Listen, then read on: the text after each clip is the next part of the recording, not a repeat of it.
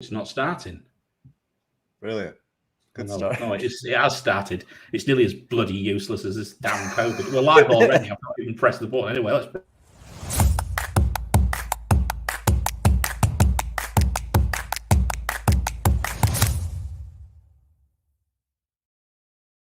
I think this blasted system's got COVID. Never mind half the bloody Premier League. Hello, everybody. Mariner here. This is Net That Haul on what might be our last show for a few weeks. I think we'll find out maybe even as early as the next couple of days, I would imagine. But yes, all things not that good in the United Kingdom, Gabe. How are things with you? Things are complicated, I think, these days, Mariner. It's hard to know even what to think or how to react. But you know, as we always say, we just have to one foot in front of the other, right? One step at a time. Well, all right, and that's all you can do. And I mean, you know,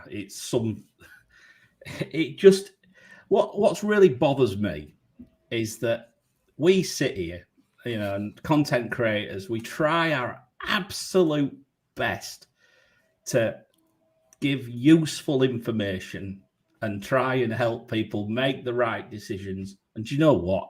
It's bloody impossible. I'm going to disagree with you there. Well, no, I'm going to say nigh on when it comes to predictions and nigh on matchups and that type of stuff, virtually impossible. And that's why, I mean, whilst this is the matchup show, we're actually not doing many matchups tonight. We are going to cover a little bit of it, aren't we? But not as much as we would normally do. But yeah, I mean, what's your whole take on all this? I mean, clearly we need a pause. Yeah, I mean, I think it's pretty obvious. It's out of control every day. It's a few more on a different team and concerns of whether the game will go on or not. And then I can't imagine how the players, the healthy players that are about to take the field feel that with COVID being so rampant that they're about to step into a fucking petri dish, incubating disease. And then they have to go back to their families. It's a mind fuck, to say the least. I mean, I think give everybody a break and get a handle on it, even if it isn't like whatever you think of it. If you think Omicron is maybe not the most dangerous variant and so on and so forth, that part is irrelevant at this point. These are human beings at the end of the day. Exactly. And I think, yeah, that's the most important thing to consider. This is potentially messing with people's lives again, isn't it? We're getting back to where we were, I'm afraid. But anyway, we'll try not to be too downbeat. We're still going to try and have some fun. At other people's expense, of course, which is the only way that we do it in Net That Haul, right?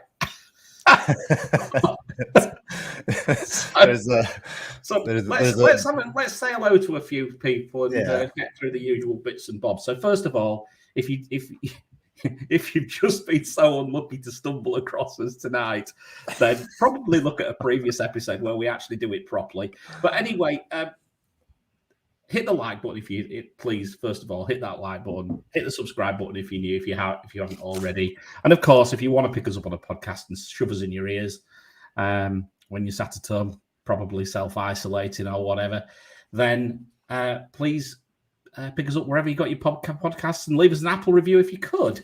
Gabe, who have we got in tonight? Tonight, let's see who we have here.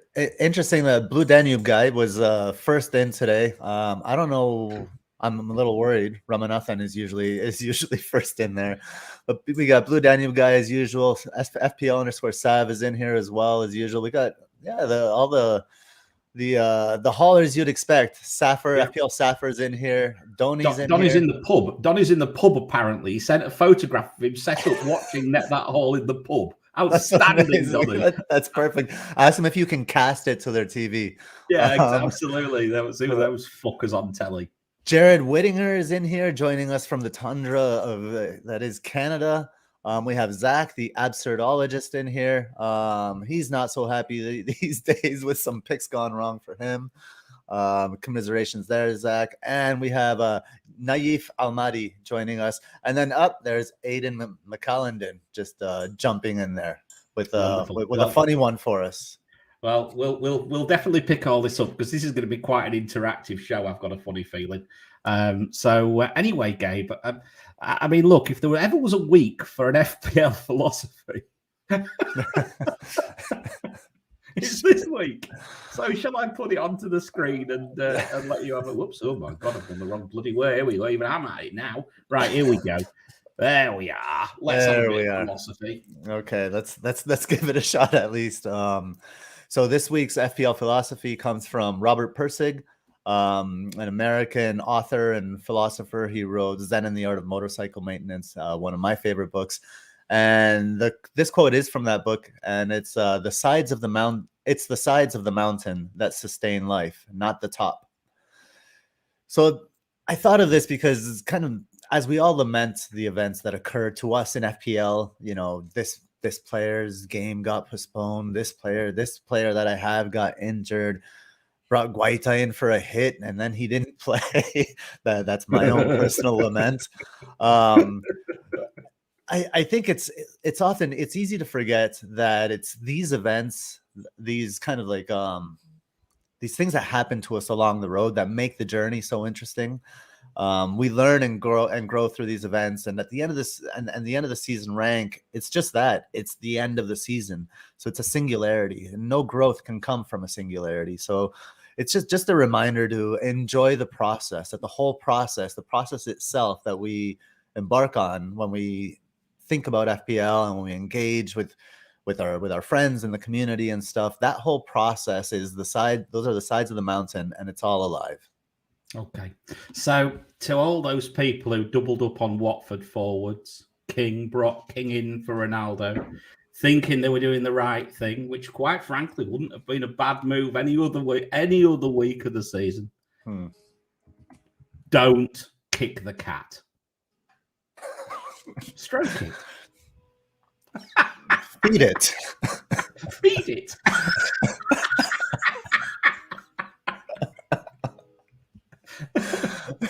Oh God, I feel so sorry for people. I genuinely do, and I'm just going to say something now, because we haven't done the mini league yet, so I'm going to drop it on the screen right now because I think we need to do that. So let's just have a look at these scores at the top of our mini league so far this week, Gabe. And look, we've still got Brad Curry sat top. Pfizer Chiefs, look, only 31 points. That's still pretty good, actually. Ryan Quinn second, no scout, no glory, 24. Nicholas losing my Region, 26. Donny's there, 27. In fifth, Lundstrom Goat, 30. None of these, look at these scores. 12, 10. Right, hang on, let's keep going. Let's keep going down. Let's see what we find. Oh, hang on a minute. Oh, look, it's the 13. Have we got any high ones yet? Oh, look who's there. The brothers Grimsby. Chris Turner, 42 points. You shameless bastard. Shameless bastard I am, aren't I? Get it off the screen quick. Get it off the screen. Take that. So I come in, I try to help make people feel better, and then you come in and say, look how great a score I have, and you just make people feel worse again. Do you know what? I genuinely just looked down, was looking for a high score, and I got the first one I got to as well. Sure. But anyway, look, I'm not saying I did the right thing. I made a move. It was one of those days where I actually thought I'm going to be aggressive, and it's very rare that I am, isn't it? I've been playing really, really conservatively, I would say, probably for the best part of the season. I've only been aggressive twice. Ronaldo right at the start when he came in, and then again with that. But we're going to come on to why you can be aggressive, but if you're aggressive when you are perhaps at the same time thinking about, maybe there's some underlying facts behind it, why you perhaps can get away with it, is worth considering, right? There's aggression and there's aggression. And speaking of aggression, I think, and your illustrious son, Kieran, wanted to note for everybody that's actually a 42 minus 4. It is, yeah, sorry. So yeah, you're not in the 40s, bud. We're knocking you down to the 38. Thank you, Kieran. It's still good, though. We'll talk about you hosting the next show. It's bloody lucky. I can't help but say it's bloody lucky. Because, of course, I had Watkins. I brought Watkins in. I brought Foden in. as I vice captained Foden as well. So we're not talking about that. Just Moving wait on. for this game. Just wait for this Salah benching tonight. You're an evil, evil man, Mariner. It has. I'm sure most people have said that to you in your life, though. All the time. I'm called. I'm always. It's normal. I'm just in one of those. I'm just in one of those moods tonight, quite frankly. But to your point, I'm going down with my own ship, mate.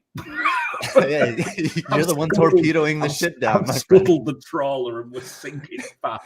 You blow a hole in the bottom and then play the martyr and say that you're going down with it, but you sank it. Yeah. No, but I made these moves, and of course, then I had some luck as well. Let's face it, I had some luck because Smith Rowe came off the bench and scored. Diaz paid off. Now that's patience, not anything else. He's the glue in your teams at this moment. He's the last player I'm going to sell in all this shitstorm. I'll take credit for convincing you to keep him a few weeks ago. Actually, to be fair, you did. But to answer your question on the aggressiveness, I think because I was, I've been aggressive. I've taken 3 hits in the last 2 weeks, and I even took I've taken 2 goalkeeper hits. So I think the being aggressive during this time needs to be coupled with kind of longer term planning. So the Watkins pick was an aggressive move to go in early, but his fixtures are fantastic for the next 10 game weeks, right? So even if it doesn't come out right away, he's going to be a solid hold against unless he gets injured. And I think it was the same case. I mentioned I took the hit for Gw18 because I wanted the 2 playing keepers during this time in case. And it was unlucky, I guess, is the finger injury got to him and he didn't play. I had no idea that was going to happen, but it's still that hit was for long term. So now I'm covered. Now if their games are canceled, I should be okay on that front. Yeah. So I think that's the context with which we should be aggressive. But it is tiny margins, isn't it? Yeah. They say other people being aggressive. Abalash, I was aggressive. He made an aggressive defensive transfer, got 8 Nori. Look what happened. He was a great option. He was a player I was actually looking at. I was considering him. Mm-hmm. I was considering King. I was even considering Sterling instead of Foden. And I had the money to do Sterling instead of Foden. And I thought, no, Foden is due to start. That's why I'm going Foden.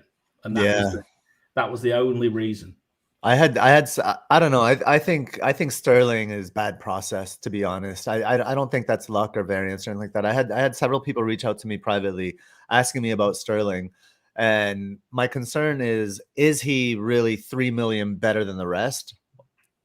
And then that's number one. And then number two, Sterling only came into prominence with all the injuries and rotations hitting, like all at the same time, right? Grealish was out, Foden was out, Kevin De Bruyne was out. And so Sterling had to come in, and he did fine, but he didn't look fine. He slows down every single counterattack that City have. He has that little stutter, he cuts the ball back and then runs right into the defender. He's producing, but he's not a player in form. And he runs into the defender. I like that. He runs into the defender. That's what I used to do. That's what I used to do when I played football. I wish I was paid as much as Sterling, though, to run into people. I bet it hurts more when you run into him than when Sterling runs into him. Would do now. Would do nowadays. Yeah, flatten him. Yeah, exactly. Anyway, enough of abusing me now. I'm still convinced Salah's going to rest tonight. He's due. He is due. Anyway, look, I'm going to now show. I reached out. I'm sorry, Gabe. I'm pulling your leg. It doesn't matter to me whether he starts or not, of course, because of his ego. I don't care, quite frankly. But let's look at this. I reached out on Twitter earlier on for a couple or for some, shall we say, shockers. Just to see just how bad it can be. So all of you lot who are lamenting your 20 points and 25 points, feel sorry for Foolish Swami, and I love his Twitter handle, at I am very moody. Brilliant. So, okay, he's got 3 points and he took a hit, which means he's actually on -1. No, look, we will laugh because that's what. But look, he's got 8 Nori in there. Look, he went Bernardo vice captain. He got King in, or he's got King. as well. So his team was Gw18, Trent, James, Alonso, Aït-Nouri, Salah, Jota, Bernardo, Sterling, King, Antonio. On the face of it, a strong team, right? On the face of it, especially with the game that was, even though we've just lamented Sterling a little bit, you'd still think it's a strong team. Mm-hmm. Benched Armstrong, Brownhill, and obviously Cancelo. Most of us benched him anyway. 3 points. I mean, it's Ryan Brewster in an FPL team. He's back. He's haunting us. He's back. Binary. Oh, look, there's a 2 there hidden. Antonio. About as much use as a chocolate teapot. And with the with the Chelsea news today, who knows who the COVID struck players are? Apparently there are 2 or 3. Well, 2 starters. There are rumors. I've just actually saw it in one of the groups I've just looked. There was a couple of rumors, but we'll have to see. I'm not going to spread them because I don't think we should. Because it's people's health. Yeah, and it does show you could have a perfectly not just reasonable team, a perfectly good team, right? With all like some highly owned players, and just have. I mean, he's coming away with a -1. I know, it's a shocker. And then there's another one here, Alton Wanderers as well at Slattery13. Again, 3 points. Again with a hit. -1. Team Gw18. That's a common denominator, isn't it? Rudiger, Trent, Livramento, God help us with him, James, Reguilon, Gallagher, Jota, Bernardo, Salah, Dennis. And then on the bench, Sissoko, who you'd have expected to come on and got some points. He would have almost definitely have played. Scarlett, that's a problem. And then Ronaldo.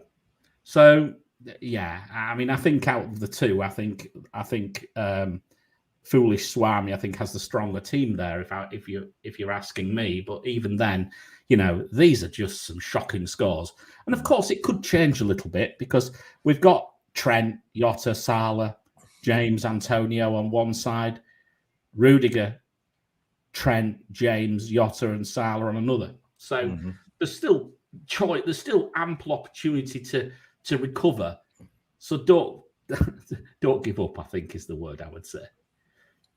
Yeah, I mean, the Liverpool players are going to be a wash, right? They're pretty highly owned. So, I mean, you're looking at, you're hoping that your Chelsea players aren't the 2, and that I'm in the same boat. Where the thing is, most people are tripled up on Liverpool. That's why that's going to be a wash. So everybody's kind of in this boat. If you're doubled up on Chelsea, you actually have a little bit of an advantage. We don't know who the players that are hit with COVID are, but apparently some are, and having 2 means that you're going to have some kind of cover. Hopefully it's not your 2 that get hit, but you hope so. Yeah, you would hope so. You would hope so. But yeah, so I thought I'd keep your picture of the poor devil sat on the toilet, which you used for the philosophy. I thought it's quite suitable, really, for this week, just sitting there. I think there's a few of us been doing that this week, sitting like that. Yeah.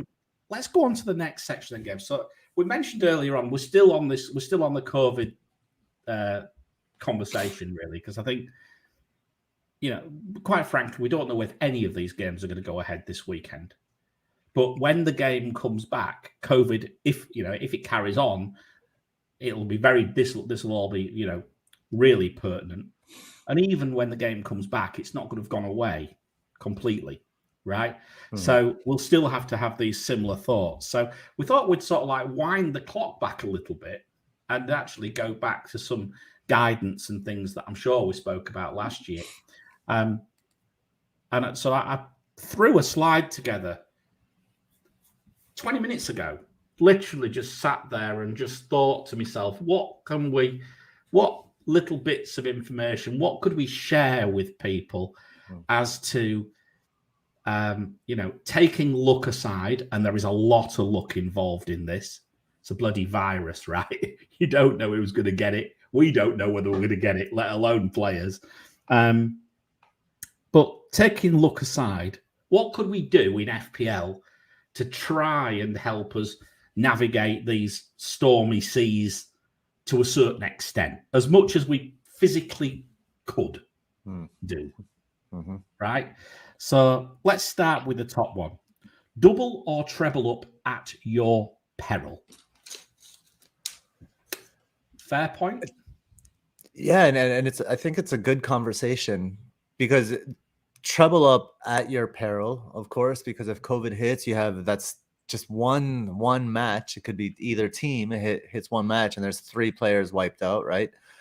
But also double up at your peril, like double up on Liverpool at your peril. Try not having 3 Liverpool players, for example.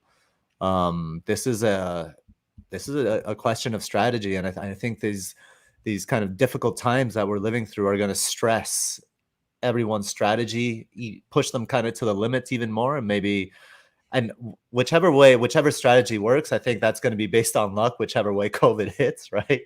Well, totally. And that's the key thing, isn't it? It always comes down to luck. But realistically, I mean, at this moment in time, I've got 2 trebles. I've got 2 treble ups. But I did that to try and gain, that Foden, bringing Foden in a sense, was something that I was thinking, right, okay, I see the opportunity. I need to try and do something about it. Now, how would I get round that? Well, perhaps if you are going to do it, you've just got to strengthen. We're not doing anything in any real order here, but you've got to, if you're going to do this, if you're going to have players who are rotation risks, you 100% have to have a very, very strong bench now.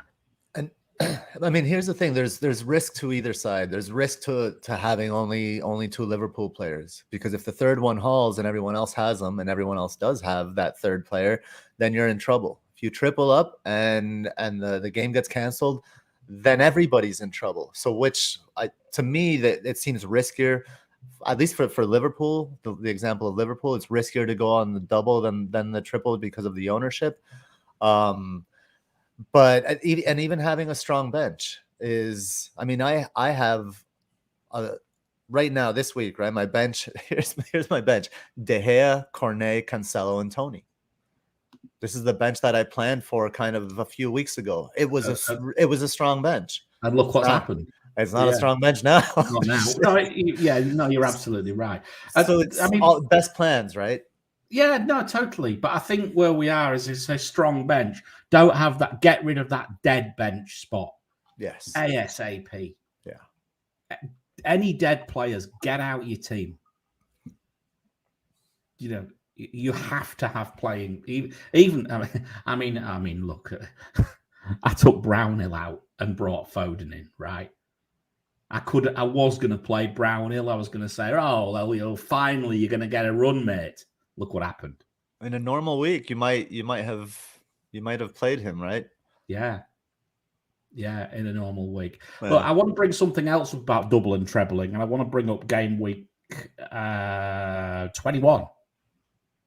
How many players do we have out of Arsenal, Manchester City, and Chelsea and Liverpool? Because they play each other. So if you lose one of those games, then what? Right. Meltdown, right? Complete meltdown. But are we gonna take players out for that? This is the balance. This is where the bench comes in again, right? So you've got to put the point I'm saying. Who plays who? You've got to think. In the normal thing, you're thinking. Last night I got away with it to a certain extent. I had 4 players in the Arsenal and West Ham game. 4. Now, if that was off, then I'd be in a mess, right? Mm-hmm. Well, I wasn't. I wouldn't be, actually, because Antonio never turned up. Neither did Bowen. But I'd have lost 2 of the 4. I would have lost 2 returns as it happened. Mm-hmm. But yeah, another one. Very, very important. Who plays who? The next one, late moves, right? I think the time to chase price rises now is over. Certainly for the short term. Mm-hmm. Concentrate on what you may know. I say may. I've put may in brackets because we don't always know. We do get the odd bit even now of little bit of leaks, which might be true. Things change so quickly, right? But things change so fast. Games being called off 2 hours before kickoff. It's bloody disgusting, quite frankly. That's outrageous. Speaking of all, I just want to give a mention, please. When people come out with information or ideas or opinions, things are changing so quickly that when those don't pan out, when they prove to be untrue, have a little compassion for the person that's just putting something out there trying to help people, and maybe don't come down on them with abuse and death threats. Just an idea. I'm so sorry. It's just outrageous. I mean, it's a game, and people are not doing. It's always very tough as a content creator, because that's what I mean. I know you hate predictions, right? You Sleepy Joe, right? At least I predict things, but I've never ever gone off on a limb and tweeted something that I think that someone else has tweeted, which may or may not be correct. That's just what I do, right? That's how I play it. Same. I post my own stuff, and if I get shot down, I get shot down. It's fine. It's not a problem. But no, you're right. It's outrageous. And I hope the person who was affected by it, I'm not going to say his name, but the person who was affected by it is okay, because it's outrageously bad. Let's go back to these late moves. Concentrate on what you may know. Right. So what do we know right now about Saturday? Well, we know Manchester United against Brighton is off. Mm-hmm. That means the deadline's gone back. Right? That means the deadline is now 9:30 in Singapore, 1:30 in the UK. Villa against Burnley. At this moment, Villa have got some cases, but Burnley haven't. That was the last I'd heard. That game could go ahead. Mm-hmm. Southampton against Brentford. Brentford have got 13 cases, including coaching staff. I don't Tony's know about fit. that. Well, that's good. That's a start then. That's one. That's a start, exactly. No, but so Brentford was one of the first teams and clubs hit. So they could be getting healthy. Yeah. So that one I would bet that one is on. Yeah. Watford. They were off, but that's them. That was their issue, wasn't it? That was a Watford issue. Mm-hmm. So they could be in trouble against Palace. Mm-hmm. And West Ham could be in trouble because Norwich have problems. Correct? They've got cases. They've got four City players? I took some notes from 4 City players missed Tuesday's defeat because against Villa because of COVID symptoms. So I'm looking at this, and I'm seeing Aston Villa against Burnley, right? And I'm thinking, if I need to make a transfer, it may well be an Aston Villa player that I bring in this week. I already own Watkins, right? I mean, there's another one that's essential, apparently. Who's that? Ramsey. Well, yeah, he's cheap, isn't he, as well? He's 4.7, I believe. Yeah. And I was listening to, I forget which podcast. It might have been one of the Athletic podcasts. And I think it was maybe Michael Cox or somebody that was saying that Steven Gerrard sees himself in Jacob Ramsey. And I thought that comment was very interesting. That's quite important. It was a good goal he scored, wasn't it? It was a good goal. Complete shithouse assist by Watkins. That was brilliant. It's like, I'll just touch it. It's about time I had one of those. I hadn't had one of those all season. But I have to say, I do think Ramsey is somebody to seriously keep your eye on, and could be a great enabler going forward if Gerrard truly does see him. I was agree. I was the only thing I was thinking about the fullbacks, but Cash is a great option. Yeah. So although Cash has got his 4 bookings. 4 bookings. So that's another thing you've got to think about, and it's not on here. So any transfers, check your bookings, right? Yeah.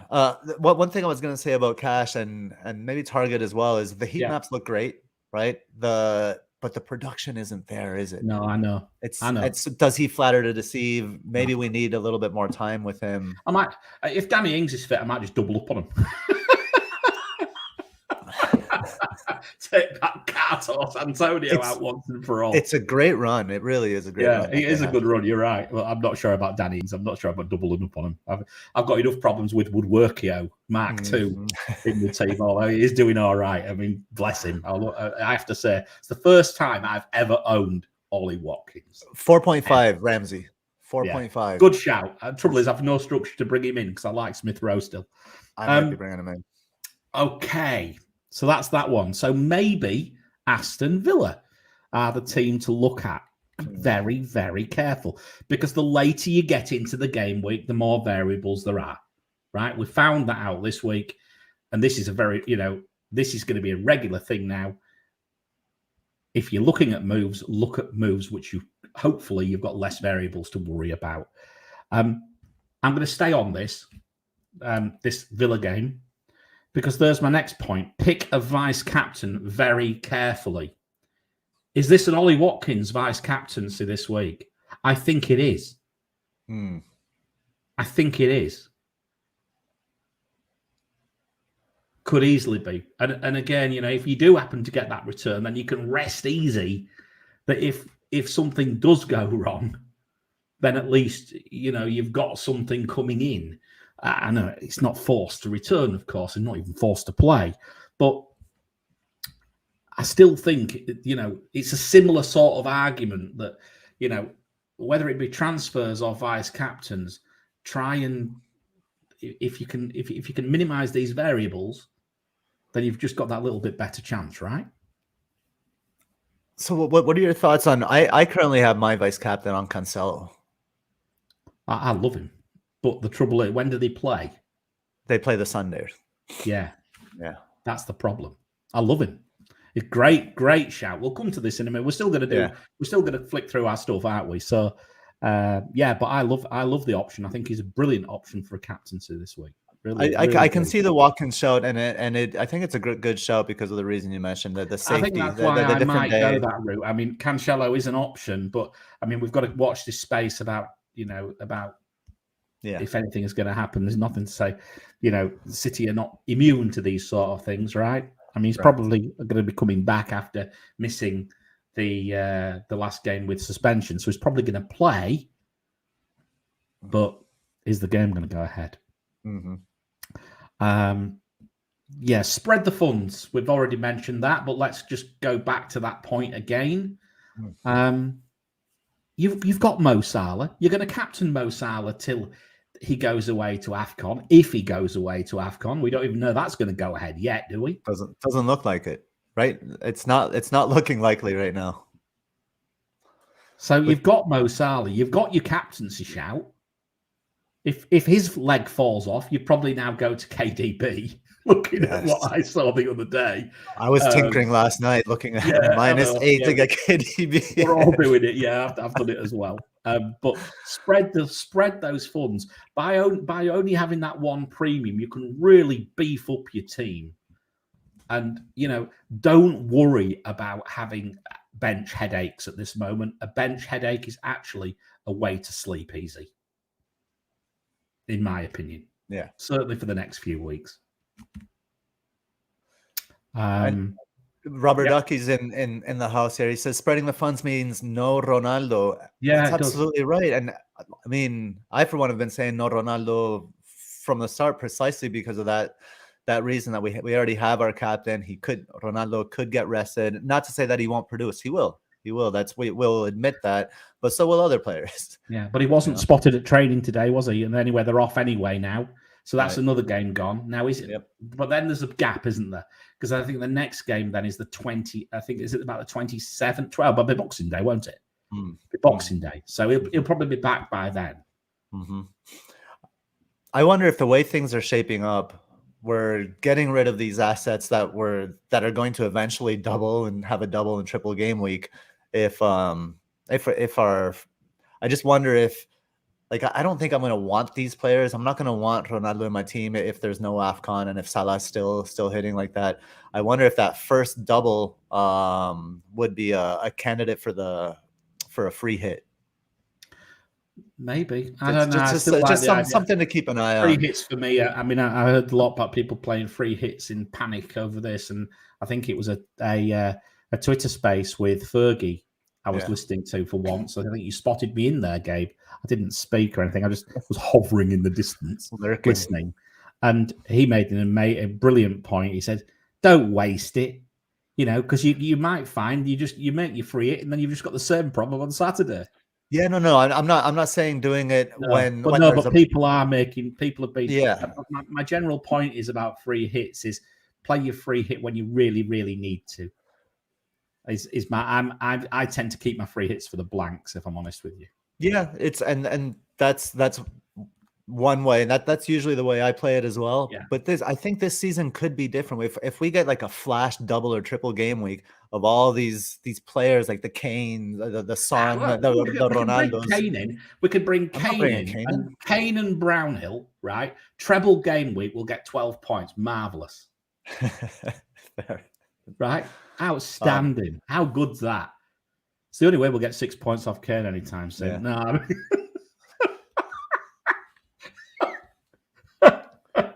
Oh my and then the other thing that comes to mind for me is since we are planning with a strong bench right now and we do have a playing goalkeeper, I think a bench boost is in the cards in the next 4 to 6 weeks, just because it's the way I play it. I like to wild card out of a bench boost. Well, I know that, but why would you bench boost when you might be losing players because of COVID? I'm not. No, that's not what I said. I'm saying in the next I said in the next 4 to 6 weeks. The next 4 to 6 weeks, if we have full playing 15 players, right? Then and they're like just taking up room on the bench, right? The opportunity might come up. But will COVID be over in 4 to 6 weeks? I don't think it will. We'll be beyond the fixture crunch. Right, and so we'll be beyond the fixture crunch. Then the game weeks will start to be made up then, and I think a bench boost could be in the cards, and then you can wild card out of that because you don't want a strong bench for the rest of the season. If there's a 3 or 4 week gap and then 4 or 6 weeks after that, then we're certainly there. But I just think there's my gut feeling tells me that we're going to have I think we're going to have 5 or 6 game weeks of utter chaos. Right, that's my feeling because the game weeks are still coming thick and fast, right?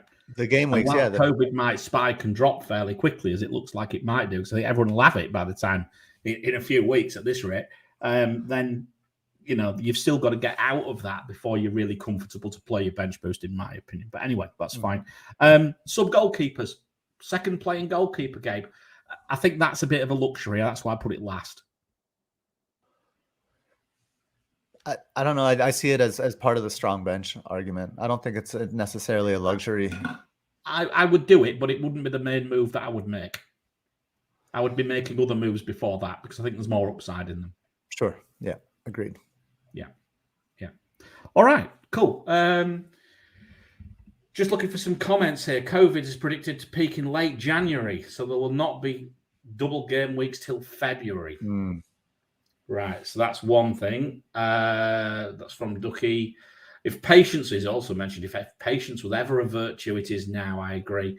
Now, there was a comment, I'm sorry to just keep mentioning Ducky, but he did say this. I don't know whether this is broke in the last few minutes. The Premier League have said that they are going to continue. So game weeks are not going to be paused. Rethink your whole squad.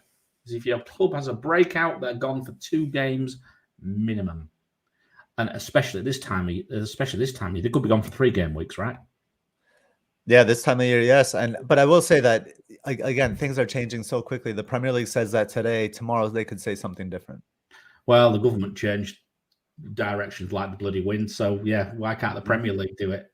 Yeah, and I think the COVID peaks. I think it usually hits in the professional leagues before the public peak.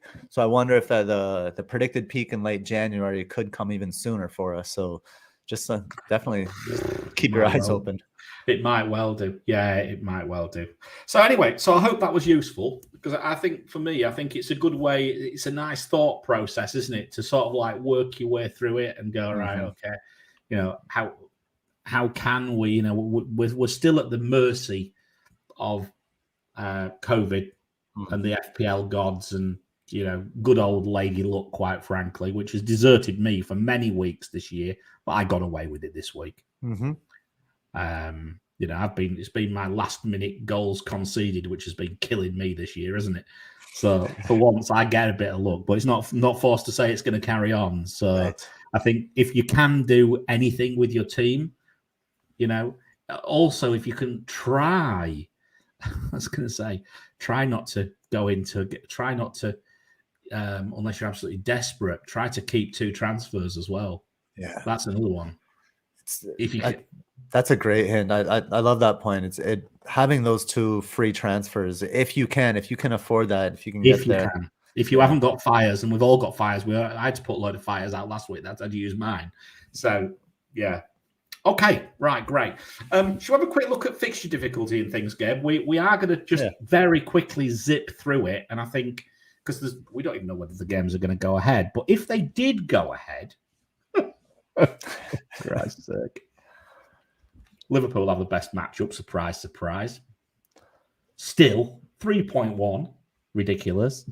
Manchester City 2.3, West Ham 1.5, but they are off a cliff at the moment. But surely, Antonio has to return, unless he plays at right back. I love how they haven't got any fullbacks, have they? Have you heard that? Did you hear that? He went back, didn't he? He went back to wing back. He wasn't wing back before Soufal got. He went back after Soufal got sent off, and he's not going. And Soufal's and they've got an injury crisis, right? I love Antonio's career path. He starts as a defender, he goes forward and he boomerangs back to defense. but you see it. So you can just see someone captaining Antonio, and then he goes and starts at wing back. Vice Captain King, and he also starts at wing back.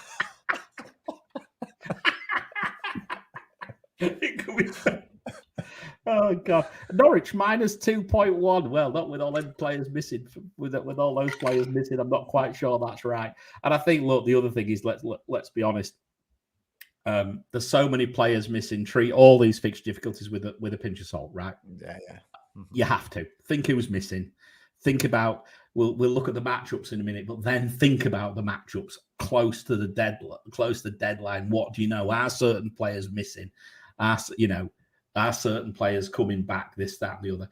Gravy Dave saying Ashby will be playing right back. Well, that's a shame because that would have made my day if Antonio had gone back there. Even though I own him, because it would just have made me laugh. It would just be it would just sum the Gameweek Cup, wouldn't it? At the bottom. So Norwich, Newcastle, Wolves, poorest attacking game with Villa 0.9, not bad. As well. Crystal Palace 1.3 if you can get the right player. What do you think of Soufal's red card, by the way? Didn't see it. Neither did Anthony Taylor.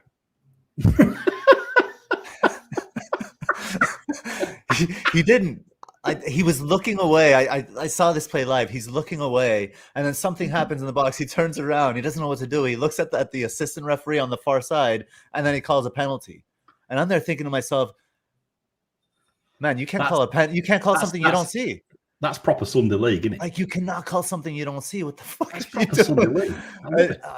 I thought that was shocking. I mean, if you don't see it, you just have to fess up and say you didn't see it, and play goes on. I felt bad for Soufal. It certainly was not. It was not a red card. I genuinely say I've not looked at a single. I saw a little bit of highlights the day before yesterday. That's it. Nothing. That's what Anthony Taylor's telling his wife today. Yeah, absolutely. So defensively, West Ham 2.1. There we go. Ignore that one. Throw that in the bin. That's why I never put a West Ham defender on in the graphic. Manchester City 1.7. There's the glue pick. Diaz, the glue. Solid pick, I think, for this run.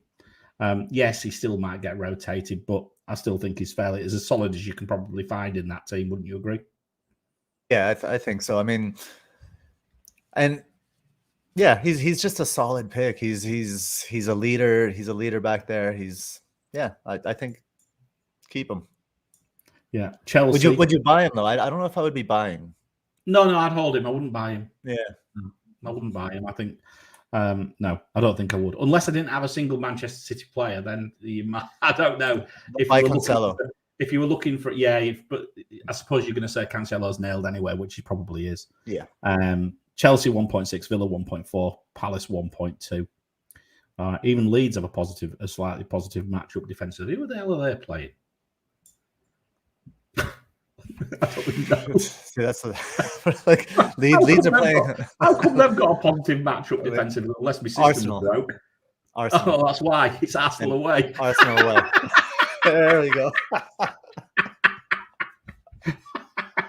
It had to be, didn't it? It just had to be. That really wasn't set up. Honestly, I didn't set that up at all. I just didn't know. I didn't know who he was. We have obviously. Sorry, I was just going to mention. There's a comment here. G Mahler saying that Ederson is better for the price over DS. I think I'm going to disagree with that. I think DS is more in line for bonuses when they are, attributable to the defense, and I think DS has an occasional attacking return as well. So yeah, but he's had that. And he's had that. But you can also get a better producing goalkeeper in Ramsdale for $1 million less. So just the replacement option versus the replacement option for DS at $1 million cheaper is not. The other thing is, you might want to be thinking about doubling up on their attack. So by taking, or you maybe want Cancelo as well. So if that's the case, there's your 3. Right. Yep. So he takes away an important slot, doesn't he? For me, defensively. So Chelsea, who maybe won't play. Who knows how many cases they'll have the next day or two. Villa, Palace, Leeds, as we said. At the bottom, we've already mentioned who's the opposite, as we've been saying. So Spurs are bad. Newcastle minus 3.1, Newcastle minus 2.3, Norwich minus 1.5, Watford minus 1.3. Watford aren't going to keep any clean sheets anytime soon. But they're going to score goals, which is what we like, right? Mm-hmm. So, and the average is, and there we go, and that's why I think you're onto something with this vice captaincy shout. Cancelo is the main man for me. If there's one player I think who could go crazy this week, it could be him. Yeah, it's a shame that it's on the Sunday. I might do it anyway. I might just put the vice captain on him anyway. Yeah, I mean, look, under normal weeks, I would definitely do it. I'll wait till last minute before I decide what I'm doing. But I think, I will take a lot more care with vice captains going forwards for the next few weeks. It could be critical. But obviously West Ham, but forget that now, probably. With respect to average fixed difficulty at 1.8. Liverpool 1.3, still not terrible for Trent. Chelsea 1.2, but nothing like as high as they've been, right? Nothing like as high. So Manchester City is the standout option for a double return when it comes to defensive, for me, anyway, this week. Yeah, I agree. Quickly looking at Zonals, Gabe, and I've put ESR on the screen, basically because we couldn't put Aubameyang on because he's been a naughty boy. He's in the corner, being fed bread and water by Arteta, right? Hey, at least he's being fed. Well, yeah, at least he's being fed, but he's naughty boy, Aubameyang. So we don't know whether he's going to be back. Lacazette, on the other hand, looks like he's good at missing penalties, but he's scoring a few goals these days. So I could have put him on, but I'm not sure whether anybody's going to punt on him. What do you think? I don't think anybody would punt on him, but I don't think Smith Rowe is playing centrally. I don't think he'll go. He might be moved around. Well, this is why we normally do a preparation, but anyway, there we go. There's no time these days. But I have to say I've gone on record saying I like Smith Rowe on the left-hand side, especially that inside left. But he came in yesterday and scored from, I believe it was the right side, right? The inside right. I have no idea. I didn't see it. So I just plucked a player out of thin air and just dropped him onto the slide, quite frankly. Yeah, but Lacazette is like if you're doing like a daily fantasy or something like that, Lacazette is a nice maybe daily fantasy option with that central matchup against Leeds, right? Yeah, Yeah, I mean, it's a good matchup, isn't it? 4.6 is a solid matchup, actually. Yeah, It's the strongest one of the lot, apart from Liverpool's right, as usual. as usual. which is there, 4.6. Let's have a look at just some of the other ones and just very quickly, just diving down them. Which games are on at the moment? Well, we presume Liverpool will be on, so obviously they're solid left and right. Are we getting to a point where Robertson might be starting to come to the fore, Gabe? There's a few little rumours about Robertson now. Few people are starting to talk about Trent and Robbo double over Jota. Well, I mean, you can't do it at the moment, but look, when you get to Firmino's getting healthy, you get to a point with Jota, right, where you end up with a rotation risk when you've got players where all the players are coming back. Now, I suppose if AFCON doesn't happen, Firmino then gets fit. You end up then with a rotation risk with respect to Jota. So does that become a more of an option to go for someone like Robertson, perhaps, rather than Jota? I think it could, or that could be an opportunity to maybe divest a little and go back to the strategy of not tripling up on Liverpool at that time. Fair point. But they do have quite solid matchups. Look at the 3.8 going forwards as well. So that, pretty solid there. Manchester City, as we've said, left-hand side, 4.5 against Newcastle. Centre, 4.5 against Newcastle. Right, 4.1 chances per 90 against Newcastle, expected. All very, very solid. West Ham, against Norwich. Green, but, as we say, so many changes and this, that, and the other. Is there anything that you've really picking out on this? Because, I mean, to be honest, we don't even know whether these games are going ahead, so... I mean, I have to say I'm surprised at Leeds' left-hand side against Arsenal. I mean, I get it. Maybe Arsenal, concedes on that right side when Tomiyasu gets forward or whatever. But Leeds' left-hand side is just so abject. There's nothing there. You have it would probably be Rafinha who goes across there. I mean, maybe he could slide across. I mean, you have half-man Jack Harrison doing like that. Just if I still had Rafinha, I would play him this week for sure. I mean, if you have him, I think you just definitely play him against Arsenal away, because their defense is not great away from home. Right. And going forwards, Arsenal centre stays very solid all the way through to game week 21. Who else is good? Manchester United left and centre looks solid up to 21. Liverpool always. Manchester City always. Who else have we got? West Ham left, possibly. Chelsea centre. But not a great deal, is it? I think we won't go into too much detail on it, because ultimately there's lots of things we can talk about, but we just don't know whether the games are going to be on or not, right? Yeah, and this is also, this is last week's data, right? It's not totally updated. So it is. It is updated. Actually, okay. I did update it for everything that I've got. Right.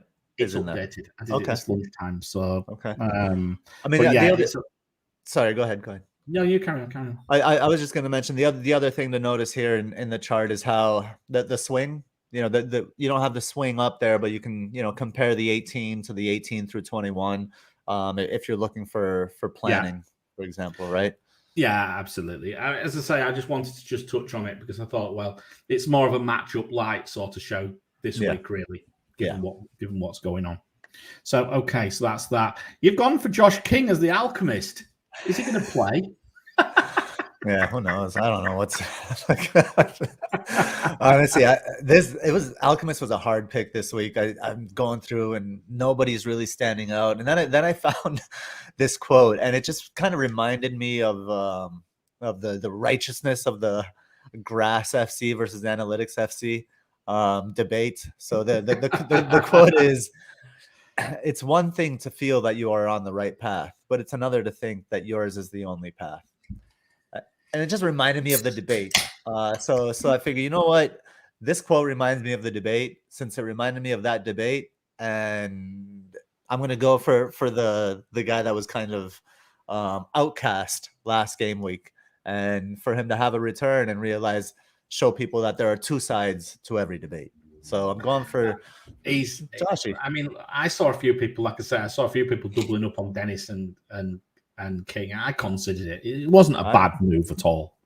It still might not be a bad move. It still might not be a bad move, provided they play this week. Yeah, so that's that. But also just to give a couple stats to back that up. It's not pulled totally out of thin air. So Palace have not kept a clean sheet since they played Wolves on November 6th.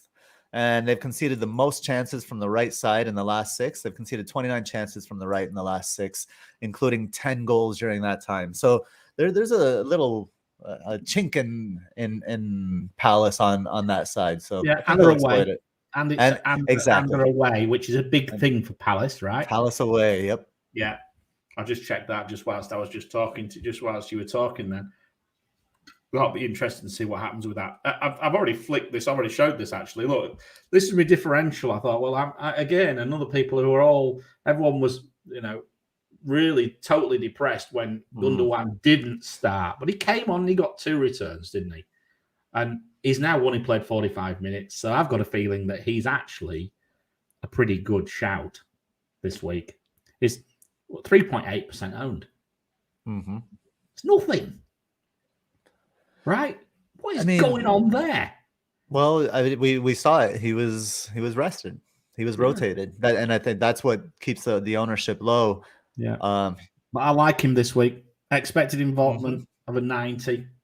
1 per 90. Shots in the box, and even headers, 1.81. Even that's a header every now and again, 1.81 per 90. Fixture difficulties first, very, very good against Newcastle, 118. I think he's going to start. Don't sell him. No, I agree. I love that he always looks like he just woke up and he's about to go to school. He's got the bed head. He's got the sleepy eyes. Like, oh, he's not shaven like me. He just goes in and just returns. I was going to say something about, but I thought no, but I won't say it. No, I'm not saying it. No. Okay. No, Chris. No. Moving on. Next slide. Moving on quickly. It was actually about a photograph of him and his wife, him and his girlfriend. He looks like a sleepy kid that just woke up all the time. Probably would be tired. Yeah. Oh, God. Stop. Next slide. I don't have the controls. Oh, I can't control myself. Right. Hang on a minute. Let's have a break. Let's what are you waiting for? I need a drink. Hold on a second. Are you craving more FPL content? Then look no further than allaboutfpl.com. Head over there for weekly articles from some of the top content creators on the planet. So what are you waiting for? Head over to allaboutfpl.com, the website for all your FPL needs. So there we go. What are you waiting for? We're waiting for a break.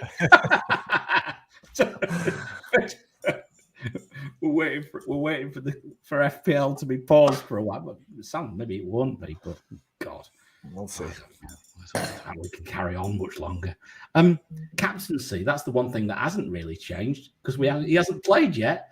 Right. But the metrics now on 81%, 282 points, 17.6 points per game week, and of course we will see what happens. I did put a poll up. I haven't looked actually on the YouTube channels, but I think it was Salah who was quite high as again with respect to it. Surprise, because when you look at the metric, hey ho, what a surprise. Salah again. Yeah. But Mane then, and then there you go. The City boys are creeping up. Mm-hmm. They are on the climb. Cancelo, KDB on the climb. Watch this space. They are closing in. I think there's a distinct possibility now that if given a few more weeks, we could start to see some closer decisions. I think. I think we need Salah to blank a couple of times and Liverpool's numbers to come off slightly. But I mean, a couple more games like De Bruyne just had, and I think De Bruyne and Salah will be quite the conversation. No, absolutely. But I think, look, so we've got Salah top, Mane, Cancelo, De Bruyne, Foden now as well. Antonio with what should be a plum fixture. And earlier in the season, he was captainable, wasn't he, in plum fixtures? Look at him now. Mm-hmm. No double returns and only 3 single returns in the last 12. That tells you. Why do I still own him? What fixtures? It's not happening, Antonio. Oh God, he looked awful, didn't he? Yeah, his movement is bad. He's hesitant. It's always an extra touch. He's super predictable. When he turns players, he's not exploding into the space behind them. Got the turning circle of the Arc Royal. He's the freaking Caprice classic. Oh God, it's awful to watch. Yeah, I mean, look, if things change. Saying that, Fantasy Football Hub, where I take the expected goals and things like goals and assists, it's it's a 1.04. So for me, it's a percentage. So it's 104. Mm. So they fancy him this week. If anybody does. So credit to Fantasy Football Hub and their fabulous prediction. I use that a lot actually now. Yeah, you do. I use this stuff a lot. And in fact, that's the other thing I've started doing, and I don't know whether you do. We're just going back to this benches and things. I've started using these prediction programs, these algorithm programs, to try and line my bench up in the right order. Because I can't do it myself. It's just impossible. Not when you've got a strong bench. So you have to start looking like optimization tools and stuff. Yeah, exactly. Yeah. Oh, I've played with them, but I don't know. I have this inherent mistrust. Like I have to do it myself, otherwise I'll only blame myself. If I can't make a decision, I've got a gut feel. I set it up and then I look. Who's Sleepy Joe now? I can't make a decision, huh? Absolutely. Anyway, so there we go. So that's the content. So we can take a few questions. Then I think we should bugger off. So what have we got? Have we got any questions I'm surprised we've got any questions about players, to be honest, this week. So I'd be amazed if there was. Are there any in there? We'll just see who's in for a start. Who else have we got in? Let's just say Pepsi came in. Nice to see you, Will. FPL_Pepsi. He submitted the video back when. It's nice to see him in the chat. Right? Yeah, he did, didn't he? Donnie is asking Mike Halpin. Mike Halpin, who's also joined us. What's up, Mike? Is Saka looking like a decent option? Just 0.2 over Smith Rowe at this point. He certainly looks to be in better. I mean, we probably need Nima for this, but then again, nobody can take Nima seriously when he's going to get dressed up as Ali G if we're on next week. Mike is a gooner, though. Mike, he is. He responded, Saka certainly a good pick, especially if only 0.2 more than ESR. He says, I'm keeping eye on Martinelli as 5th mid rather than a Brownhill. That's interesting. Yeah, that's interesting. Because, I mean, the thing is for me is I was starting to get to a point with Smith Rowe. And in fact, I think probably mentioned it in our group chat, that I was starting to think about getting rid of Smith Rowe in a couple of weeks. And I was looking at Doucouré. Mm-hmm. Because Everton's fixtures turn quite favourably in a couple of weeks, probably just around the time Arsenal's fixtures turn a little bit the other way, actually. Right. So it was going to be Doucouré or that prick Gray. I think, Martinelli is a great shout, and Jacob Ramsey, as like we talked about earlier. I think let's see. FPL Saffer has Blue Danube guy, best Man City midfield duo, and then Saffer follows it up with top 5 City attackers in order of preference. Let's do that. Let's do the top 5, and then within that top 5, it'll tell Danube guy top 5 City attackers in order of preference. Right. Who would you? Let's go for our number 1. So who would be your number 1? See if I agree with you. It's number 1 is actually tough right now. Well, I'm going to give you 2 names. I'm going to give you 2 names. I'll give you 3. I'm going to give you Foden. Yes. I'm going to give you KDB. Yes. And I'm going to give you who I think perhaps slightly underneath that is Bernardo. Yes. I think we agree there. I think the order is Foden and KDB. I'm not sure which to put first because of price. I think KDB is the better asset, but he's obviously a premium asset, so you're going to pay for that.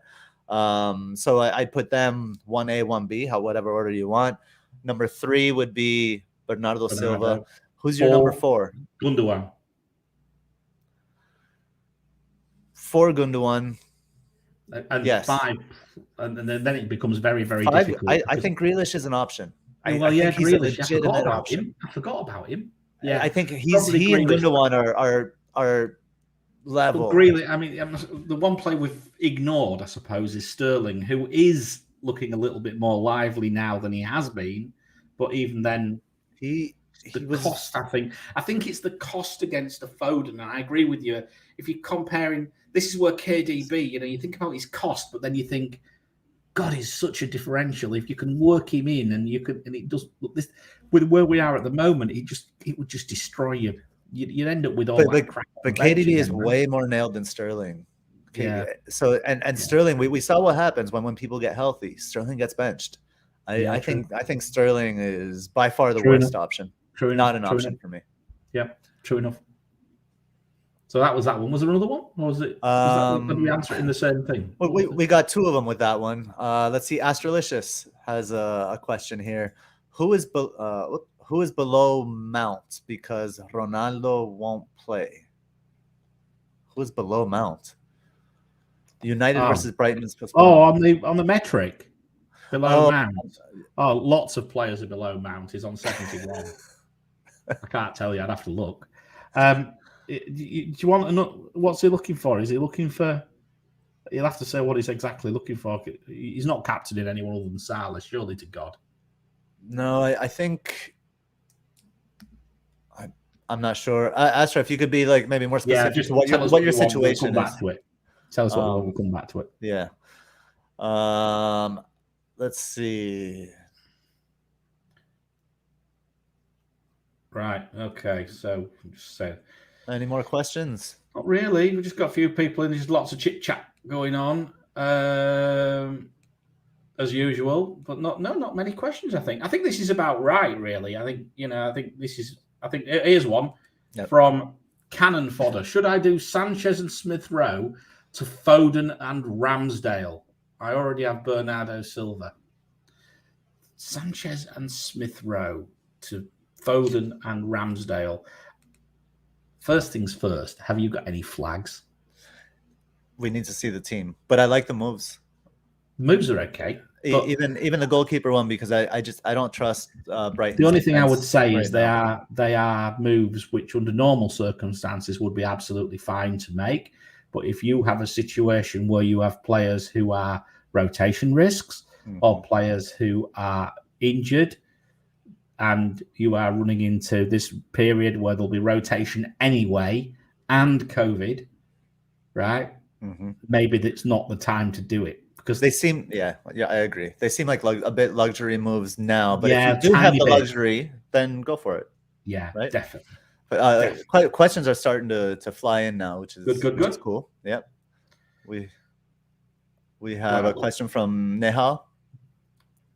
Do you want to see it? I can't see it. I'm at 11 past the hour. Have a benching dilemma next week. Better ask the wife this. She's every time she's been absolutely. So the question is, she's so brilliant this time. Well, here's the question for the podcast listeners. The other week she sold Armstrong. I have a benching dilemma next week. Pick 2 from Jota, Broya, Jesus, and Alonso. To bench. Pick to play. It doesn't matter. It's the same. There are 4. Next week, as in 18. Right. This week or next week? I hate this about the English language. Yeah. This week or next week.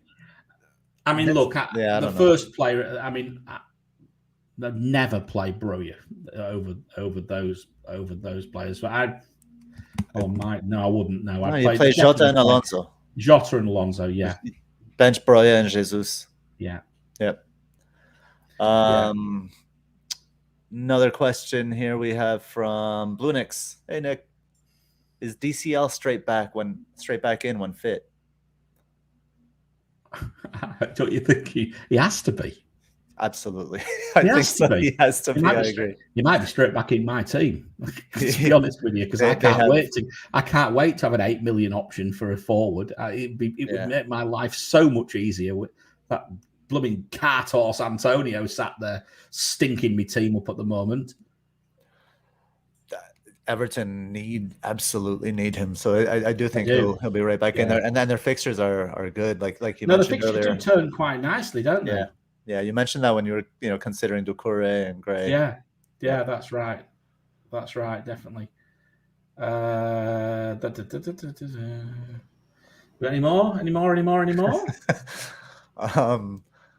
Shout out to Amund, who's he's a reader. He reads books, Mariners. He started Brave New World before Catch 22. Had to come clean. All good, all good. That's Brave New World is an important read. I have to don't talk to me about reading books. You know me. Yep, I know. FPL Pepsi looking to downgrade Ronaldo and upgrade one of my mids to KDB or Foden. Not sure which one. He's also got Gallagher, Jota, Bowen, and Mount. Leaning towards or which one though? Gallagher, Jota, Bowen, or Mount. Currently leaning towards Jota. I like Jota. His numbers are great, but I do worry a little bit long term. I'm just starting to get that nervy sort of feeling again. Are you? Yeah. I think he's leaning towards Jota. It's hard to tell anybody to sell Jota at this point. It's a little early, but we have heard rumors. I think Klopp said that I think Firmino's back in training, if I'm not mistaken. So he will be back very soon. This could be a good, actually, early forward-thinking move to get ahead of the changing template. And between KDB and Foden, if you want to get ahead of the template, go KDB. And if you want to catch up with the template, go Foden. Yeah. I mean, Foden's still only about 9. He's not highly owned, though, is he? He's not that highly owned. No, but he's much higher than KDB, right? And if I think Foden will continue to return, so I think his ownership will increase. He's much more accessible than KDB. So 7% owned is Foden. Oh, that's quite low. I thought he was a little bit more. I thought he was a little higher than that. I made a big jump, but he was a big jump to me this week. It was a big differential. Yeah. Big differential. I think Foden's a safer play, but KDB is exciting. Wouldn't fault you for going either way, to be honest. Maybe make it part of a more long-term vision. If it's KDB and who else, and what you would do with the money if you saved on Foden. Yeah. Sujit Barner, best replacements for Jesus and Vardy. Watkins. Is there anyone else? I'm really struggling with forwards. I'm really struggling to find anyone who I like. I mean, I still think it's we need context, right? It depends what you want to do with the money. I still think Dennis is a great option. AFCON, if it happens or not. I don't think I mean, Dennis is cheap enough to put on the bench. Like that was my thinking. But saying that, I brought him in 2 weeks ago, right? So I was thinking 2 weeks ago rather than now. I think King. But if I was unsure, I might think King. But I think Dennis is still the play because of if King could be rotated tactically, that's a concern. And I think if bringing AFCON into the picture and like saying I don't want to get Dennis because of AFCON is adding a layer of complexity that doesn't need to be added because it's not real yet. They're meeting. Akib said in the chat that they're meeting right now to discuss whether AFCON will go forward or not. Right. Okay. So it's that much up in the air that I think Dennis is a solid pick. Fair enough. Daddybot, are you bringing in a second playing goalkeeper? If so, who? I don't intend to, but if I get into a position where I can burn a transfer, I will. And if I do it, it'll be Gaeta. And I've done it. I did it this past game week because I didn't have a playing keeper, and I still ended up with. I actually quite like Palace defensively at home. I don't like them away. Yeah, but I quite like them at home. I just think that it's not a high priority move. I agree, but I think it could become high priority really quickly. And so if you have, like you said, if you have some space to do that, then I think it's worth the move. Like I said, I did it last game week. I brought in Gw18. I think it depends who your first playing goalkeeper is. If you're sitting on Sanchez, then go for Ramsdale. That's how I would play it at least. And if you have Ramsdale or De Gea, then go for Gw18. Yeah, I don't think I'd spend 5 million though on my second keeper. I'd try to just, because I've already got Ramsdale. No, he becomes your first. Yeah. Sanchez becomes your second keeper, and Ramsdale becomes your first. You could do it the other way around. Yeah. Okay. Now. No, we've done that one. Yep. Sorry about that. Here we go. Is it worth doing Bilver to Bowen or Gallagher? I already own Antonio and Foden. Doubling and tripling up on teams seems to be the issue now with COVID. What do you think? I don't know. I'd take him out at this moment. No, I mean, I know. I can see what he's thinking. This from FPL Trinity. Yeah, I mean, going back to that slide, tempted, right? You see, I might be tempted to. What I've been looking at is, looking at the outskirts of my team. Can I, players who you can move, maybe move a Brownhill or something like that to somebody, or, should we say, just to get yourself a few more. You're going to increase the content, the quality of your bench. Well, I think what they're trying to do is divest from the having 3 players on the team. I know. We talked about that in the earlier slide. That we did, but I still think it's a difficult one. Who would you go for if you were doing it? Oh, Bowen. It would have to be Bowen, but again, they just look so off it at the moment. Recency bias. I mean, they weren't great against Arsenal. Right, and everyone's focused on Antonio, but the other thing is, he already owns Antonio, so he's going from Bilver. He's getting rid of Bilver because he owns Foden, and he's going to Antonio with Bowen. But it's moving off of a triple. I think is the main thing, right? So they move off of a triple, and he's moving off a triple. Yeah, he's moving off the City triple, and he's getting the number 9 for West Ham. Yeah. So yes, Antonio. So maybe move. Yeah, I can see the move. I can see the logic in that move. And between Bowen and Gallagher, I'd go Bowen because he's out of position. Okay, all right, fair enough. Right, I don't know what that is. Right, hang on. Is Antonio worth keeping? He's not worth keeping. Oh God! This is from FPL Saffer. Kevin, his name's Kevin. Kevin. One more week, mate. I'm not getting rid of him before Norwich. No chance. I can't. I just can't. True. Yeah. We've already had Joachim's mentioned about the keepers. The best goalkeeper to go for, Gw18 or Sarr, or bite the bullet and go for Ramsdale. I personally would go for Ramsdale out of those 3. Yep, agree. Although Sarr is underrated. Jose Sarr he's playing well. He could give Ramsdale a little run for his money there, but Ramsdale is best right now. Considering the striker crisis from Rowan, is Lacazette a valid option for this game week against Leeds? They're away, though. They're away. Remember that. That's true. I would say, for that reason, I would say no. I would say yes because of the central matchup against Leeds. That's me. I'm just thinking of it. That's probably my inherent Arsenal bias about away from home, right? But, it's funny that we each have a North London bias. Yeah, against Arsenal. I have it against Tottenham. Oh dear. Here's a good one. I like this question from Amund. So over to a more FPL related topic. I don't know what he's been talking about. He's been talking about books, hasn't he? Yeah. Is there any realistic and good options to Livramento? He is starting to frustrate me. Not half, mate. He's right on my chopping block. Yeah. He seriously is on my chopping block. I'll tell you I was thinking about until this COVID started flying about, and that was Sue Fowl. I thought about him. I thought about Ainori, and look what's happened to him now.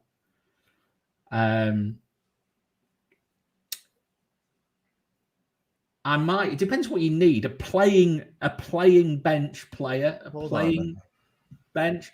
You could go as far down as Brandon Williams at Norwich, possibly. I got someone for you. Or Mitchell or Gw18 from Palace. If I were going down to a defender, if I were, or even across from Livramento, I'd take a look at Ashley Young. He's playing out of position. 4.7 million listed as a defender. He has started in He's started in the last 5. He started. Is he going to start through the? Is he going to play right through the crunch though? He's getting on a bit. He's getting on a bit, right? But he's fit. I know he's as fit as a fiddler. He wouldn't be playing football, right? He's a bit like Milner when it comes to that. He started the last 5. He started 6 out of the last 7. He's playing as a winger, not just he's playing like double out of position, like not just from defense to midfield. He's playing up front on the wing. So as a punt on going from Livramento, I think I'd go for upside, and I like Ashley Young.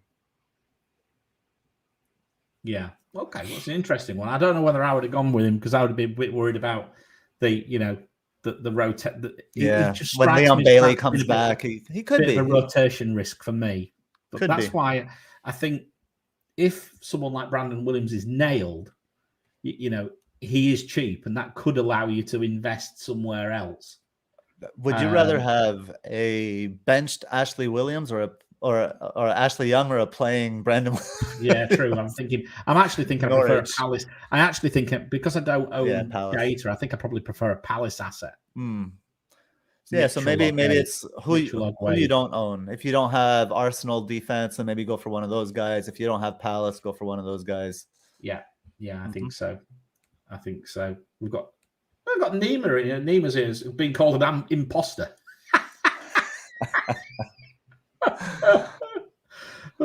As Astrolicious clarified, he said he was just wondering who else is hot in the metric because of Ronaldo. Who else is hot in the metric? Well, no one really. No one really.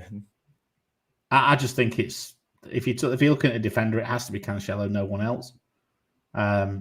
I think if you're looking at differential wise, you've obviously got players like KDB sat there. Yeah, good differential, I would suggest. He comes up with a follow-up question at 15 past the hour. Well, yeah. Who are you going to bench? Bench one between James, Alonso, ESR, and Antonio. 15. James, Alonso, ESR, and Antonio. Is it really Antonio versus Norwich? I wouldn't worry about it because they'll all play. I'd bench ESR. I think. Just put them in the order you think, and then they'll all come off the bench anyway because it's inevitable that players will not play in your team. So if you actually get to a point where you need to worry about a bench order, that's a bloody good problem. Fate will make the decision for you. Fabulous position. If I was going to bench anybody, I've actually had the thing which frightens me off this is how much he's hurt me in the past. But James, I actually have contemplated benching. That's crazy. Bench ESR. Next question. Let's fire through these questions. Hang on. Why is it bloody crazy? Away at Wolves. Is he going to get an attack in return? Not necessarily. Against Wolves away. What do you... Wait... So what are you scared of? Why are you benching James? You're scared of I just think I'm not sure he's going to. I mean, at this moment, Wolves are without Jimenez. Mount has taken pretty much all the involvements away from these fullbacks. I think a clean sheet for James is basically guaranteed. Wolves don't have Jimenez; he's suspended because of the red card. Oh yeah, Wolves he's suspended, isn't he? I forgot that. Who's Oh, it was Huang because no, you may be right. You never know. Huang and Traore up top. Come on. Maybe wouldn't bench him then thinking about it. No. So James, Alonso, Smith Rowe, Antonio. We were Arsenal playing. Leeds away. No, good Smith Rowe. That's hard. That's a very tough benching. That's a tough benching question, isn't it? I would plug it into a program. Like you said, it probably won't matter. Something's going to happen, and your bench will come onto the field anyway. I'd bench Smith Rowe. Very tough. Right. Any more? Very quickly. We've got 6 or 7 minutes. Bana, what to do with Mbumo and Tony? Sell Mbumo. Well, the midfield options are fantastic. Tony, you can hold or sell whatever. Like I don't think you're going to get much gain by selling Tony, depending on who you have. What do you think? Well, I mean, it depends if the game's on or not for a start, doesn't it?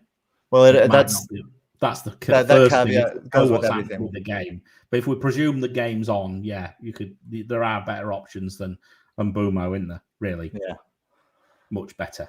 Um, 16 past the hour. Does anyone think Bobby can stay fit for a game week? Firmino. Yeah. FPL Sav. Well, I'm sure he can. I think what you see. This is the thing. I think we've got to work out is how is Klopp gonna? He's already come back once and then got injured again. So is he going to be really putting, wrapped in cotton wool for a few weeks? Is that going to give us a little bit longer out of Jota? I don't think so. I think if you've got to think about it, if AFCON happens, they're going to need him. They're not going to rush him back if they're going to really need him then. If they also need him now, there's a fixture crunch. The players have been playing a lot of minutes, so I think if he's healthy, he'll play. And and Origi's injured, isn't he? Origi's flagged as well. I noticed. So, Saffer Kevin says, "Oh, is that fun to go Jota to KDB? Tempting me so much. I'd be super tempted too." I kind of like that differential move. It's one of those moves that could really see you rise, especially if Firmino's back. Yeah, it's interesting. Kevin was super, super high last season. He had a great season, so I think he might have a nose for these kind of things. Blue Nick says Foden is 22% owned in the top 10K. That's more the percentage that I was expecting. Yeah, I was just looking at the overall because that's all I had available. So yeah, Foden if you're trying to catch up. But yeah. What else we got? Is Edward an option now? Edward. I did look at this because you know me, I championed Benteke a few weeks ago in the last international break. And then he returned. Then he got his double return. Then disappeared off the face of the earth again. I looked at. I can't see who is going to. I can't work out who's going to start. Yeah, that was my problem. I just can't work out who it's going to be. So I think the answer to that is no. I don't think he is an option. And this is from Gravy Dave, and I appreciate the question because I've actually enjoyed watching him. He's posting up really well. He's providing good quick balls in the small areas that he's playing in. But the rotation is too much of a risk, and he's, I believe, 6 million or something like that. So prefer Dennis or someone like that.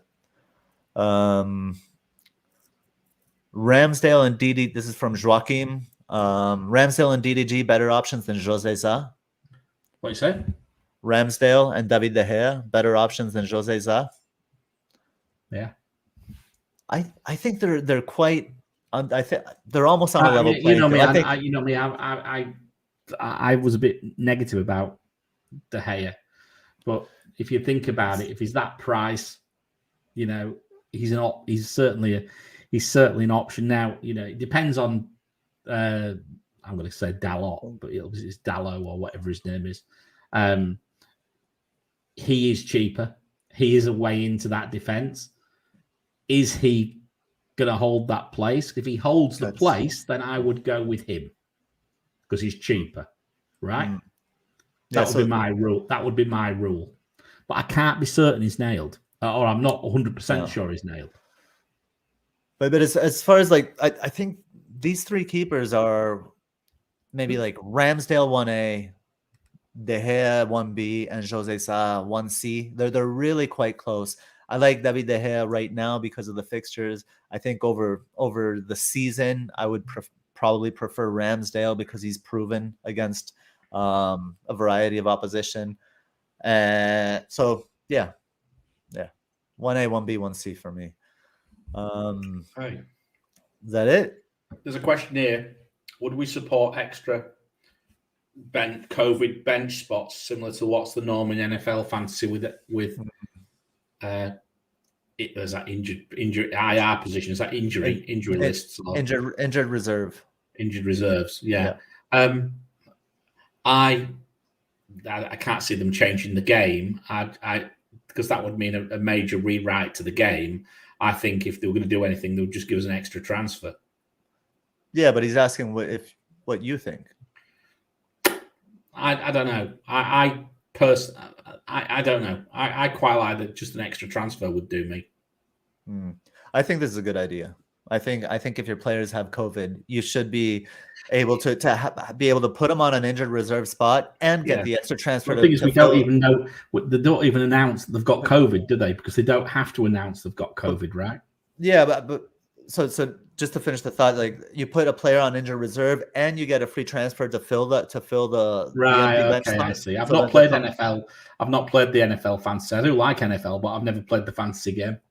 Yeah, that was my introduction to fantasy games in general. But I think that's I'd be for that, in favor of that suggestion. Abhilash is asking Diop. I would say no West Ham defenders while the back four is injured. They're in a mess, aren't they? They're a mess. They're in a mess. Mike Halpin says if you can go up to Gabriel at 5.2, he's the liver replacement. He is a threat on every set piece. Would he double up on? I mean, the point is though, is I have Ramsdale, right? So would I double up on Arsenal, given that I'm not 100% sure about them away from home? Maybe not with 10 million. Maybe if you got Ramsdale at the 4.5 mark and maybe not Gabriel, but someone like Tomiyasu or Ben White or something like that potentially. But maybe this is too much, for example. Yeah, it's a fair point. I mean, that's just something for me. Again, if I'm owning Ramsdale, then probably wouldn't do that, because I just think if Arsenal were more consistent with respect to away, it's the away form which worries me. It's just that away form. Yeah. Okay, next one really quickly. Adip, I'm gonna give this one a try. Adip Mugopadiyai. That's what I'm gonna. That's my attempt. Adip Mugopadiyai. Is Ramsey 4.5 an option going under the radar?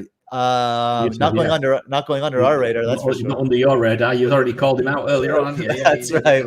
We talked about him earlier. Adip. 100%. You shouted him out. Yeah, definitely. Cool. Any more? Because we've done the hour and a half. I know. I just want to, let's see.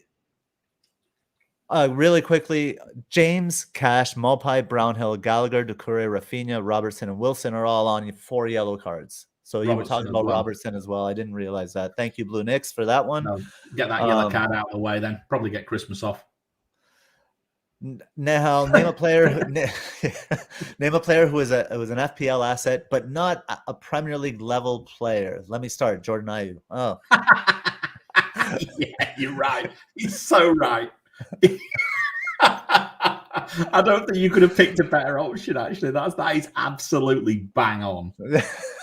But the trouble is, he just eats up minutes, doesn't he? He eats up minutes of players that we quite like. Well, so Benteke, it's not so much I liked him; I liked his numbers. But Edouard again, interesting. It looks good, but he just loses his minutes to Jordan bloody Ayew. Yeah. And right now, I would say Antonio. I'll tell you another player I think is Championship. Tyler Roberts. Yeah, but he's not an FPL asset. No, but he's still but neither's Ayew, to be fair. That's true. That's fair. I mean, you could name for players who I just thought just should we say they don't do anything for me at all. There are 10 players on the Leeds team that would qualify. I wouldn't wanted to be in that bloody changing room after that game. I imagine his bucket was flying around, don't you? Oh, blue I know that would be scary in there. Blue Nick says Diogo Dello, and I think that's a great shout because he's a bad defender. So Dello, that's a good one. And that was the last question. Right, cool. All right then. So I think what we'll do is we'll bugger off. It sounds like Donny's finished his beer because he's already wished us all the best. He's out. We intend to be back on Monday. Yes. On Monday night UK, which is Tuesday crack of dawn for me. Right. So Monday we're talking about like 10 p.m. UK. Yeah. 6 a.m. for you, Mariner. That will be the last show before. That will be the show before Christmas, because then we're all going to go off and have a few days off and this, that, and the other. And then we have some special things planned for right after Christmas. You have guests and Yes. Yeah, we've got plenty of things going on. I thought we were trying to get a guest on next week, but anyway, we'll talk about. Oh, maybe it is next week. Yeah, we'll talk about that out off the show. But no, okay, Gabe. Thanks very much, mate. I appreciate it's been completely different to what we'd normally do, because bear in mind, it's just a very, very different sort of game week. I think what we did, I think particularly I enjoyed the section when we were talking about the COVID strategies. I think that was very interesting, and I think quite pertinent. I'm so glad you put that slide together last minute. I thought that was really good. It helped me at least figure get my head around it. We'll bookmark that, and I mean it's probably the most important bit for people to listen to because they've only got a day before, or actually 2 days now, isn't it? Because deadline's on Saturday, isn't it? Which Nehal says Ayew has more points than Lukaku, Kane, Firmino, Laka, and Werner. It's not difficult. Fair point. Yeah, it's not difficult. It's not difficult. He just listed a bunch of other. And he's probably got more returns than Antonio in the last few weeks as well, but that's another story. Guys, right, that's it. Let's get out of here. Gabe, thank you very much, my friend. Always a pleasure. It's nice to see you. Haulers, thank you very much, everybody. I think the most important thing is stay safe. Hope you and your family stay safe in these quite difficult times. And let's not take FPL too seriously. There's plenty more things going on in the world which are far more important than FPL. It's always nice to have a green arrow, but at the end of the day, it's only a game. He says to himself when he's cursing and raving and going completely mad. Between carnage game weeks. And one last thing. Get vaccinated, bitches. Get fucking vaccinated. Yeah. Jesus. Hit like, hit subscribe. Get it on the pods. Do what you want. And apart from that, net that all. So see you soon, guys. Look after yourself. Take care. Bye-bye. Bye.